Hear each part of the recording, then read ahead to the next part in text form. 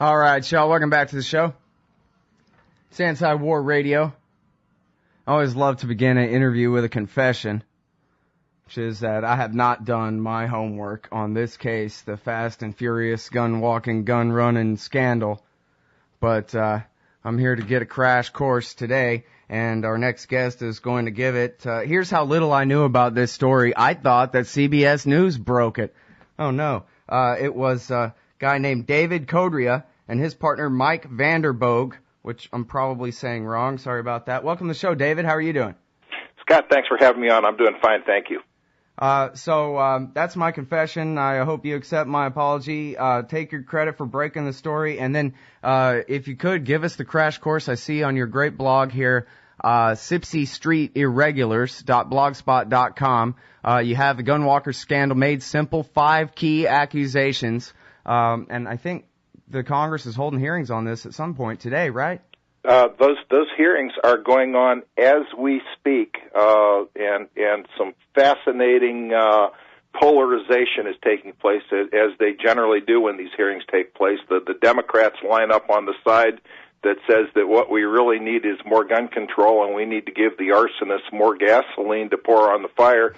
And the Republicans are saying we need to get to the bottom of this. And the truth of the matter is, I don't know whether Brian Terry, the murdered Border Patrol agent, or Jaime Zapata, the murdered ICE agent, were Republicans or Democrats. It shouldn't matter. They were Americans. And, this entire scandalous program has been responsible not just for the deaths of these Border Patrol agents, but also for untold numbers of Mexican human beings. We must not forget that. We must not become so, nationalistic, centric, that we forget that everyone is a human being and equal in the eyes of God. You were talking about Mike Vanderboog, and it's a soft ending to that, no hard G on that. Gotcha. But thank you. You pronounced my name correctly, which so few do. And you were correctly referring Thanks for the your crash listeners. course in it before we went on. Okay, you were correctly referring your readers to Mike's blog, which is Sipsy Street Irregulars, and absolutely, I think that Mike probably has the best summary on what this Fast and Furious scandal was all about. What it was part of was a larger federal program called Project Gunrunner, which you'll hear that it began in the Bush administration, and you'll hear that there was a previous Bush administration program, Wide Receiver, and those are both true. What happened, though, was within the auspices of Project Gunrunner, they came up with an Operation Fast and Furious, which I sardonically dubbed Project Gunwalker because it seemed to fit. And Mike has posted, as you've referenced, 5 key accusations against ATF and the Department of Justice, and these were made by ATF whistleblowers and other sources within the federal government. Now, let me ask you real quick. Is ATF still under Treasury, or it's part of the Department of Justice? No. ATF is part of Department of Justice. They broke off, and so it's the Bureau of Alcohol, Tobacco, Firearms, and Explosives. As my friend Mark Walters, host of Armed American Radio, likes to call it, and expletives instead of explosives. But here's what this is, and the true story in terms of breaking it. Really, the first indications came up from a whistleblowing website called cleanupatf.org, and I would like to be able to get back into that as we talk further into the segment. Sure. But here are the 5 essentials that Mike has ably summarized on his Sipsy Street Irregulars blog. First is that the government instructed U.S. gun dealers to proceed with questionable and illegal sales of firearms to suspected gun runners. Second, that they allowed or even assisted in those guns crossing the U.S. border into Mexico to boost the numbers of American civilian market firearms seized in Mexico and thereby provide the justification for more firearms restrictions on American citizens and more power and money for ATF. This is what the opposition wants to describe as conspiracy theory on the part of right-wing bloggers, but we have to remember that the initial allegation of padding statistics came from ATF whistleblowers and people complaining about department corruption and abuse. The third, that the ATF and DOJ intentionally kept Mexican authorities in the dark about the operation even over the objections of their own agents.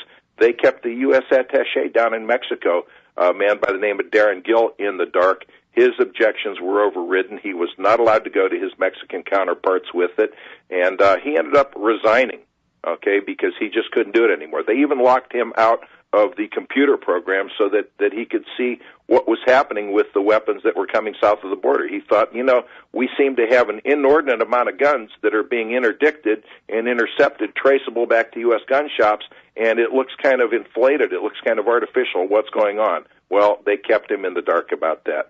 The fourth allegation, that weapons that the ATF let walk into Mexico were involved in the deaths of Border Patrol agent Brian Terry and ICE agent Jaime Zapata, as well as at least hundreds of Mexican citizens. We talked about that at the top of the segment. And fifth, that at least since the death of Brian Terry on 14 December of last year, so we're almost going on a year here, the Obama administration is engaged in a full press cover-up of the facts behind what has been, or what has come to be known as, the Gunwalker scandal. Mm-hmm. And now, so at what level is the collusion between the different departments under justice, or the different police agencies, DEA, ATF, and FBI in this operation? That's a great question, and the truth of the matter is we don't know, because justice has been stonewalling. Other people have been stonewalling. We've been putting together pieces, and they just came out with a news report that looked like DEA money laundering for cartels was going on. Right. Well, that's what I was going to ask you. Is that part of this, or you don't know, or it seems like it, but you don't know? It looks like it's all part of the same, but in terms of being able to definitively have dots to put together, we're unfortunately stuck with circumstantial evidence, with common sense, and then with holding back on the fact that Chairman Issa is not through with his House Oversight Government Reform Committee hearings, and that there is an Office of Inspector General investigation going on, which I believe to be a sham and a delay, and that what we really need to do is we need to get a special prosecutor, an independent prosecutor, involved to truly go through the facts and have subpoena power and be able to get justice to stop stonewalling, because that is in fact what they have been done since, or what they have been doing since the very beginning on this. But there's strong indication that State Department was involved. We know that the SAC, the special agent in charge of Phoenix Division at the time, William Newell, the man who was really behind a lot of this fast and furious operation, was communicating with a gentleman by the name of Kevin O'Reilly, who was part of the National Security Council. We know that statutorily the President of the United States sits on that council, and their meetings are held in the White House. We know that State Department had to be involved because we've seen some WikiLeaks memos that have come out that show that they're aware of things. How many guns, David? How many guns? Well, at this point, they're talking like 2,000 fast and furious guns. But in truth, I don't know. All right. Now, we still have a lot to go over, and we'll have one more segment after this break coming up. But I wanted to at least, and we can develop this point further on the other side of this break, but I wanted to note, as a footnote here, this CBS News story from yesterday documents ATF used Fast and Furious to make the case for gun regulations, and here they have the actual memos saying that, we'll just ignore the fact that we told these gun stores to sell these weapons, and we'll just point to all these Mexican weapons that originated in America, these drug gangs' weapons, in order to push for what they call Demand Letter 3. That would, I guess, mandate, if I understand it right, all gun shops to report multiple rifle purchases on anyone from now on. And so I guess when we get back, we'll talk about whether that's the real motive in the first place. I guess that's what they like to call a conspiracy theory. But here's the documented proof of your accusation, backed up not just by your own journalism, but by officialdom over there at CBS News. And they got the paperwork to prove it. It's right there on their page today. We'll be right back, everybody, with David Codrea right after this. All right, y'all, welcome back to the show. It's Anti-War Radio. I'm Scott Horton. I'm talking with David Codrea. He and his partner, Mike Vanderboe, broke this gun-walking scandal the ATF, BATFE, whatever, funneling thousands of weapons to Mexican drug cartels. And, I was wondering, to what degree does this thing represent a partnership between the federal cops and the Sinaloa cartel? I was reading something or another, about how really the Zetas are the bad guys, so we're backing these guys against those guys and fighting this kind of proxy war between drug cartels down in Mexico. Yeah, there's been some reporting on that, and here's where I have to kind of take a back seat on reporting that I don't do. This story has turned out, Scott, to be so big that it's tough for any one person to keep up with it, and so I kind of focus on those parts of the story where I have something original that I can bring to the table, where I have sources, and so my sources have not told me anything about the relationship between the federal government and the cartels. I do note that by mentioning Los Zetas, I have written about them in the past. They were basically rogue military and police officers who went to the other side. They first became protection and enforcers for the Gulf cartel, and then they decided, you know what, this is pretty profitable. We don't need to work for somebody else. We can strike out on our own, and they've become a force to be reckoned with. They're basically having a civil war with the Sinaloas right now, and I have seen reports that say that there has been some movement on the part of our government to develop sources within the Sinaloa cartel and to allow things to happen, for the purpose of prosecuting an overall drug war, and it just becomes this Gordian knot that's impossible for a guy like me who's basically got a small piece of this to really have the wherewithal to knowledgeably speak about. Right. Well, it's just, we hear about, I'm sorry, I should have my footnotes together, but I know I read within the last couple of weeks about cocaine, that the Sinaloa cartel was being allowed to bring cocaine in the country. Then we got the New York Times talking about laundering all this drug money. We got your angle here talking about selling them guns. But it's for intelligence purposes so that we can track where the guns go. Is that plausible at all? Is that part of the motivation here? I think at this point anything is plausible. Nothing would surprise me. But I would like to go back to the so-called conspiracy theory and just reiterate that this initially came from Cleanup ATF. Now, I encourage your listeners, cleanupatf.org. It is a website established by so-called dissident ATF agents who are fed up with agency waste, corruption, abuse, and fraud. This was where the initial indication that a gun found at the Terry murder scene was a walked gun was made back in December of last year. That was picked up by my friend and co-conspirator Mike Vanderboe at Sipsey Street Irregulars. Mm-hmm. I joined in with Mike on that, and since then we have had a struggle, particularly through January and the first part of February of last year, to get anyone to notice. We finally managed to get our whistleblower sources. These guys contacted us, and we were able to get them under the protection of Senator Charles Grassley and Representative Darrell Issa. And that's a story in and of itself, because Mike and I are both very, very committed right to keep and bear arms activists.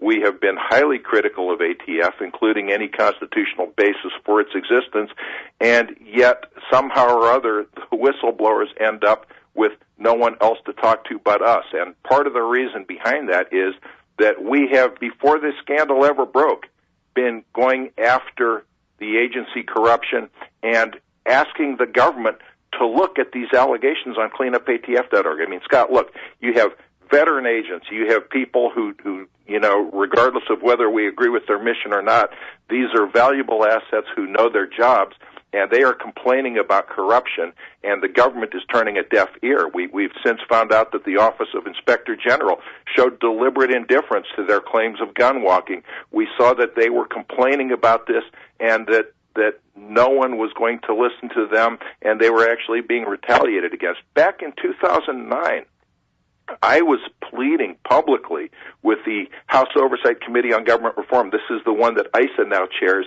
back when it was under the control of the Democrats, to look at these allegations and saying, guys, look, these people are saying that there's management corruption, there's abuse, there's fraud, there's waste, there's all this stuff going on. You owe it to us to look into it, because that's your job. You're the House Oversight Committee, for goodness sakes. And they showed deliberate indifference, and I submit to you and I submit to your listeners, had they done their due diligence at that time, Gunwalker would have never happened. All right, now, the conspiracy theory, so-called, basically is a straw man, it seems to me, and the straw man basically is that some say that the only reason that this happened was so that they could say, see, there's a problem, and pass more gun control laws, which, as far as I know, nobody says, right? Only in the mythical some say, quoted in straw man arguments. But what's an absolute fact here is, at the very least, they said, hey, this would be a great way to push for gun control laws by saying, look at all these American guns in the hands of these Mexican gangsters. Their own guns that they knew good and well are their own guns, right there in the emails. They were pushing the 90% of the Mexican crime guns come from American gun shops lie for a long time. Holder had come out, and Eric Holder, Attorney General, had come out and slipped the trial balloon or let the cat out of the bag, depending on how you look at it, that the administration wanted a new quote-unquote assault weapons ban. They were using this as justification to close the gun show loophole, to go after this Southwest Border Initiative where they were going to have a multiple rifle sale reporting requirement, which they have now done in the 4 border states illegally, I might add, with no congressional authorization. And this is what the report came out by CBS, saying that this is what they were doing, and it kind of bears that out. Here's the thing. You don't let guns walk. You don't let guns just escape into the wild and think that you're going to catch the big fish at the end of the trail. That's patently absurd. There is no way for them to do that, and yet we have memos from them, we have emails from them showing that they were giddy, that's quote-unquote giddy, about the possibility of Mexican crime guns being found and being traced back to American gun shops. There's only one motive, conspiracy theory or not, whatever you want to call it. Yeah. What is it when you let the guns go into the wild and you rely on these guns now being found at crime scenes to be traced back to American gun shops? What other possible motive could there be? People calling it a botched sting operation are doing everyone a disservice, because there was no attempt to track the weapons. There was You no make a compelling argument, David. I got to tell you, the New York Times piece today about the money says the same thing. Well, we're trying to trace the money back to who's in charge. They don't know who's in charge of these cartels down in Mexico. What are they doing? What kind of drug warriors are they that in the last couple of years they've needed to help funnel a bunch of drug money back there? Never mind where the money came from, what got sold for the money. But anyway, in the New York Times piece, that doesn't come up. But it's all an intelligence operation, they claim, and I think you make a compelling point that just isn't credible at all in either case, really. It belies belief. Yeah, well, so there you go. And now, it was actually on C-SPAN 3. I couldn't find it. It was on C-SPAN 3, the hearings, and they were wrapping up just as this interview started. Were you able to watch them today and find out if anything's going on? Because I think part of the accusation, I don't know if you've made it or not, but part of what's going around about this story is that Holder may be guilty of criminal obstruction of justice or perjury charges for claiming that he had no idea about all this, when apparently it seems like maybe he did know much more about it. Yeah, I was watching the hearings. I thought one of the brilliant points was, you've released all these memos and all these emails, but gee whiz, not a one of them comes to or from you. Why is that? Okay? You know what? Are you living in a bubble, pal?